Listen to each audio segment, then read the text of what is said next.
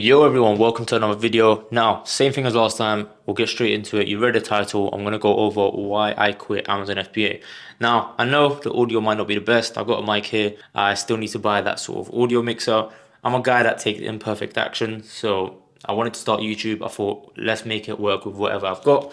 So I'm just using this. Sorry if the audio is bad, but yeah, let's get straight into it. As you can see from the video, I'm going to speak about why I quit Amazon FBA. I get people asking me a lot. I have explained it on a couple of videos here and there on like TikTok and so on and so forth, but I'll go into depth in this actual video. Now, first things first, give you a bit of a breakdown on when I started FBA, how I started it. Back when I was about 16, I'm now 21, so about 5 years ago, I did get kicked out of sixth form college. That's a long story. Again, save it for another video. I started working jobs for about a year. COVID came around, and then COVID left me no choice but to stay at home because all shops were closed. I had no job. So I decided, let me look into starting an online business. At 17, I started getting into different ventures, dropshipping, Forex, so on and so forth. Started Amazon FBA, and funny enough, I actually failed for like 8 months straight. I was doing a strategy called private label, where you actually order products from Chinese supplier, send them off to Amazon, and then hopefully get them to sell by paying to get your product listing sponsored at the top of the list. Very competitive market, and you can't really dominate if you don't have the money there to sort of help you.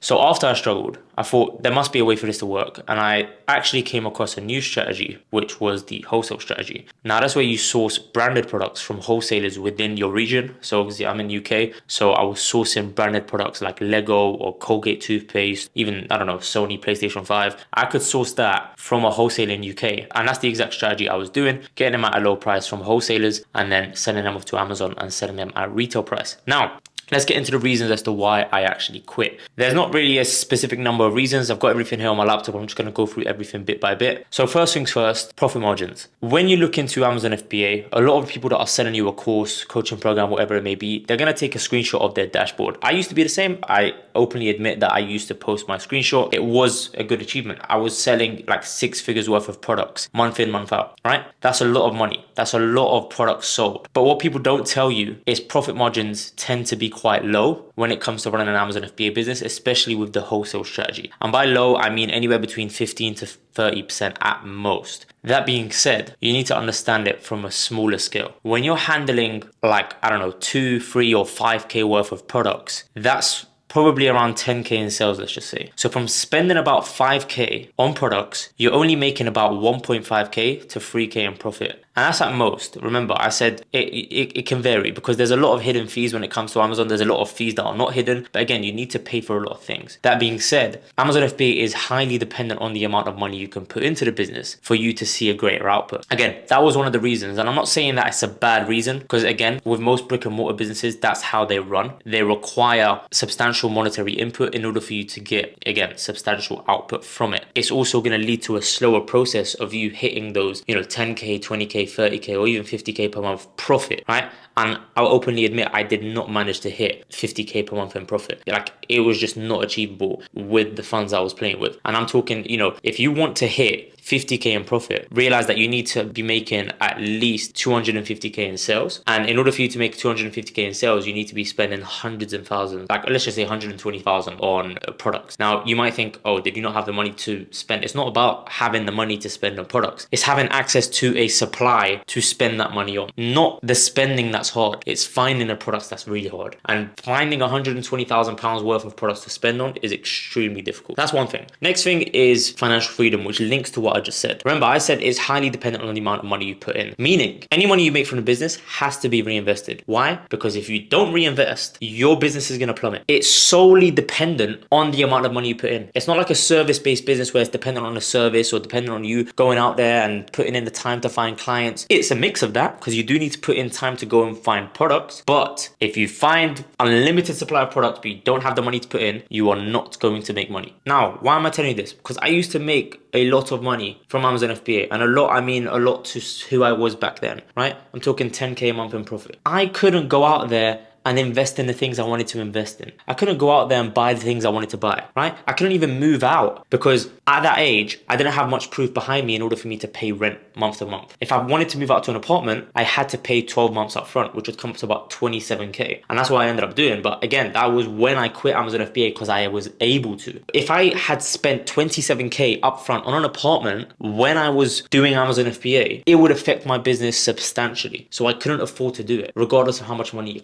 I make. Now, I'm going to get onto what I did to sort of solve that problem towards the end of the video. As you probably noticed, I didn't introduce the video of what I do or anything like that. I'm not here to sell you anything. I'm certainly not here to sell you on some sort of Amazon FBA coaching. All I'm here is to sort of explain exactly what the title says. But that being said, towards the end of the video, I'll give you the sort of answers as to how I sort of generate the cash flow to help solve those problems, what I do now, and so on and so forth. All right, so that's financial freedom. Now, before I continue, remember, I want you to understand, I started a business for the main three reasons that most people start a business in the first place. It's for financial freedom, time freedom, and location freedom. Now, I've already told you why it doesn't give you financial freedom. The next thing is time freedom. Time freedom, the reason why, I'm talking as solo entrepreneur, which you will be if you're starting an Amazon FBA business, right? You're not going to build a team from the get-go. And you probably won't build a team for like a year or so, because again, it's very hard to do so. It's a very hands-on business. It's not something that you can just hire a virtual assistant from the Philippines. Although you can do that for product sourcing, there's a lot more to just product sourcing. Again, when it comes to time input, as a solo entrepreneur, trying to build yourself up from square one, it takes a lot of time out of your day. I'm talking, you need to do product sourcing. You need to handle the products yourself. You need to handle the inventory, like inputting it on Amazon Seller Central and so on and so forth. There's a lot of time input. You need to be calling up wholesalers, calculating profits, losses, so on and so forth. Like, it's just so time consuming. Again, it doesn't give you the time freedom that I thought I would get from a business like that. Just like with any business, it requires time input. I'm not saying that, I'm not denying that. But what I'm saying is I wasn't making enough money for me to justify the amount of time I was putting in, right? May as well get a 9 to 5. And I'm talking, again, when I was starting out. When you're starting out and you're only making 2K per month in profit and you're putting in like 70, 80 hours a week, is it like the dream business that you wanted to build? Probably not. And again, of course, you're going to get to a point where you can actually start settling down and getting people to hire. But there's a lot of other business models out there that won't require this sort of input, and you can still make a shit ton of money. Now, that's financial freedom and time freedom. Next thing is location freedom. You need to understand, with an Amazon FBA business, again, it's based on what region you're in. And I'm talking about the strategy that I was doing. I had to contact wholesalers within UK only, right? Because again, the products that I source have to sort of be in English and so on and so forth. I can't just order them from another country and the package is in Polish or whatever the language may be. In order for me to get in contact with UK wholesalers, I need to work based on the times that they're open, meaning 9 to 5, okay? Meaning I can't be in Thailand 9 to 5. Now, that's first thing. I'll get onto that in just a sec. Second thing is, as a solo entrepreneur, when I receive the products at my house, at my office, which I actually had at the time, I need to be there to pack them. Again, I'm talking as a solo entrepreneur. I need to be there to pack them. I need to be there to schedule the UPS delivery. I need to be present for the UPS delivery, so on and so forth. Okay? Now, imagine I wanted to go to Thailand for 2 weeks, 3 weeks, 4 weeks. Imagine how that's going to affect my business. I can't really call wholesalers unless I've ruined my whole sleeping pattern because Thailand is 7 hours ahead. I can't be there present to pack boxes or, be there for UPS collections and so on and so forth. Again, remember, I can't even hire someone to do that because I'm only making 3K, 4K, 5K per month when first starting out. It just didn't make sense at the time. So that's, again, financial freedom, time freedom, location freedom. None of those were able to be achieved within, again, I did Amazon FBA for about 2 to 3 years. Now, obviously, it came to a point where I actually was able to hire a few members of staff. It still didn't allow me to fulfill those needs just by running an Amazon FBA business alone. Another thing that didn't really sit well with me when I was running the Amazon FBA business, you don't actually own your business, right? Amazon does. I've heard stories, and again, I've experienced this myself, but not to the most severe extent, where people have been making tens of thousands of dollars or pounds in sales, yet still had their account closed or still were banned from selling. Their listing was shut down because they can't sell that product. They can no longer sell that product. But again, the point still stands. Amazon control your business, right? It's not like going to open an LLC or a limited company where you actually own it and you have control of whatever gets done. You've only got the Amazon platform. If you're banned from using the Amazon platform, there's no alternative. Selling on eBay is not an alternative. It doesn't fix the problem. So what you need to understand is that Amazon have full control over what you do and what you don't do. And that really stuck with me at some points when I was making a lot of money. And I actually got banned at one point. It wasn't for a long period of time, but it was like, do I really want to be sitting on edge thinking, oh, is this going to ban me? Is this not going to ban me? So on and so forth. That answers the sort of main points as to why I stopped Amazon FBA. Now, I'm going to tell you, if you do run an Amazon FBA business, there is actually a solution to the cash flow problem. I don't know about the other solutions. I don't do Amazon FBA anymore, so I can't really give you those. In terms of like having that financial freedom and maybe getting more out of your profit margins, for example. What I did for cash flow was I actually started a educational business on the side. I'm talking like a course or a coaching business, whatever you want to call it. I did both, where I would teach people how to do Amazon FBA in order for me to then get that money and funnel it into my Amazon FBA business. Now, as you know, this is nothing new. A lot of people do it. But what you need to understand is there's a reason why a lot of people do it. It's because it works very, very well.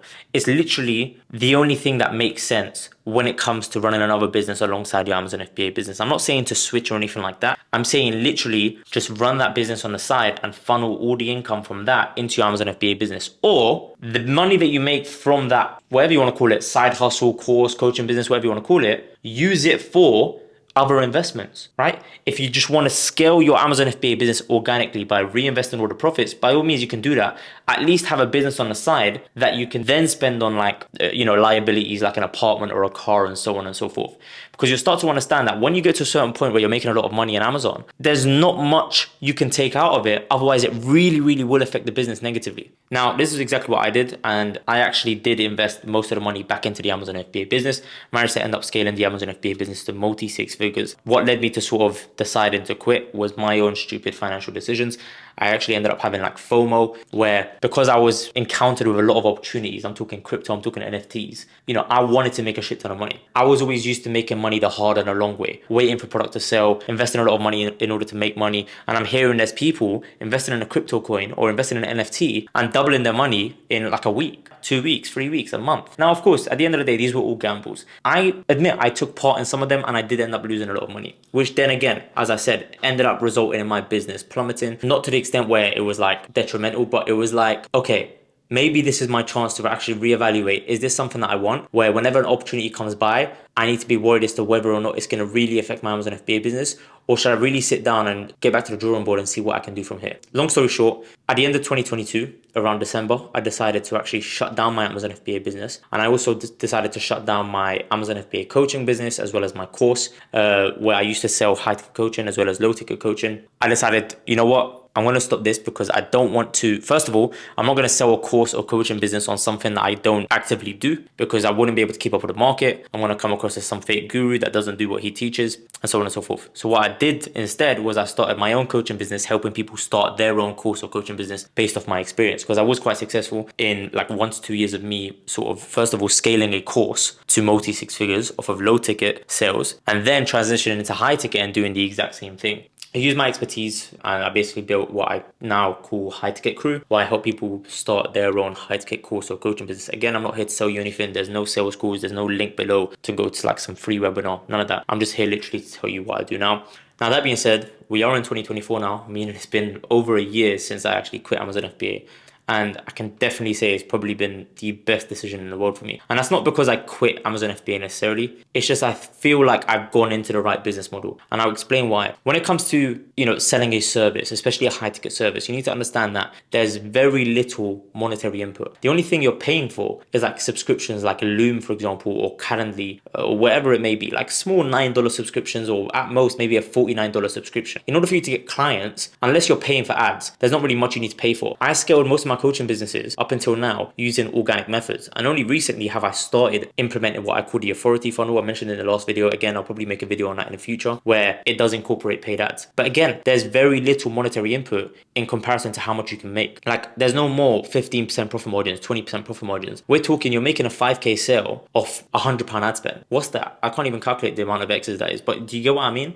Like, you're making so much in comparison to how much you have to spend. And the beauty of it is you're building this product that will continue to sell without you having to repeatedly do the same thing over and over and over again. Whereas with Amazon FBA, in order for you to continue running the business, you need to continue sourcing products. And you can say the same for a coaching business, where you obviously need to keep generating new clients, but it's not necessarily dependent on the amount of money you spend. Because if I can find 100 clients and end up closing, let's just say 10 clients, and I've now made 50k. Whereas if I find 100 products that cost, I don't know, £10 each, and I can sell them on Amazon for £20, cool, I've made what? £2,000 in sales. I've only profited what? £400? Do you see what I mean? The effort it takes for you to find 100 clients is probably going to take the same amount of effort to find 100 products, or to find 100 units of 10 different products. Yet the difference in the amount of money you can make, and I'm talking profit, is substantial. It's a significant difference in comparison to both types of ways to make money. Yeah, now I'm just waffling on. But anyway, that's why I quit Amazon FBA. Again, if you're watching this and you do Amazon FBA, I'm not here to put you off. I just wanted to explain my story because a lot of people ask. And I thought, what better way to do it than explaining on a long form video? Now, that being said, as I mentioned earlier, there's no email opt-in form. There's no VSL. There's no sales calls. Funny enough, I don't even do sales calls. All there is below is a Telegram link that if you want to join, you can. There's over 1,000 members in there that were not forced to join. It's a free community that I just drop value in sometimes.